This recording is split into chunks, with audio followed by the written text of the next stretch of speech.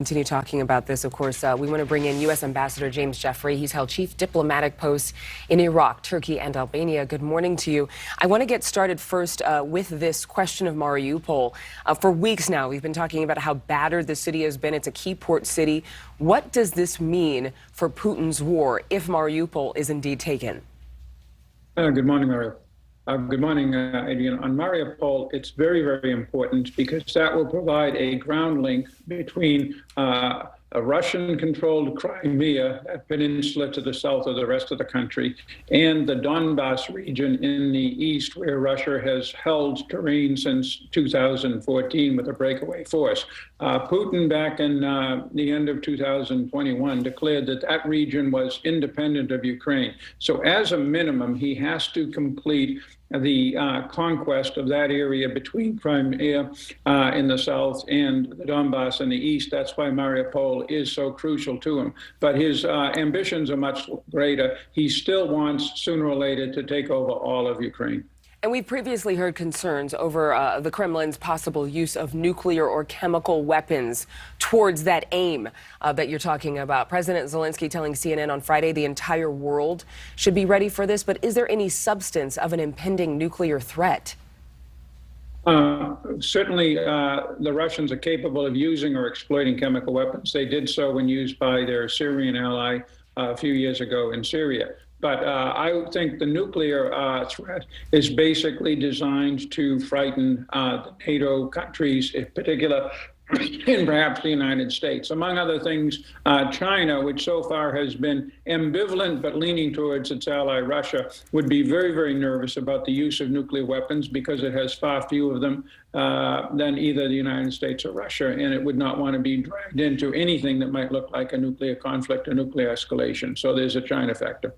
Right, absolutely. But if there were somebody, including Russia, to actually initiate nuclear warfare, what exactly can the U.S. do to prevent it or to combat it? Well, the U.S. has, of course, and has had since the 1950s, a very sophisticated, on-alert, strategic nuclear escalatory capability. And thus, if there were real strikes aimed at the United States, there would be retaliation immediately. But that's a doomsday scenario, of course. The U.S. would have to respond, I believe, if Putin used nuclear weapons. My recommendation would be not with nuclear weapons. Strike Russian command and control in Ukraine by American air forces. We have stealth B-2 bombers and other capabilities to do that, but we would have to make a military response. It should be de-escalatory, conventional, not nuclear, but we would have to act. We would have to act. There are reports that Putin wants the war to end within a matter of a month. March 9th, or May 9th, rather, is the date that I've heard reports of. What does that timeline mean for Russia's next move?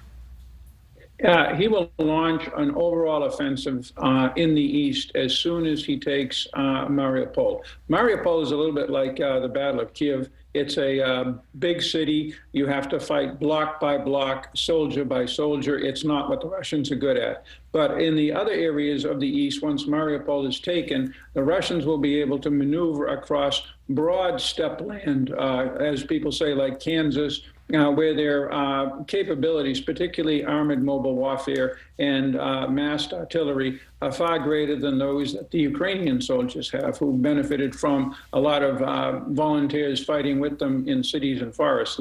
Cities and forests other than Mariupol don't exist in the east.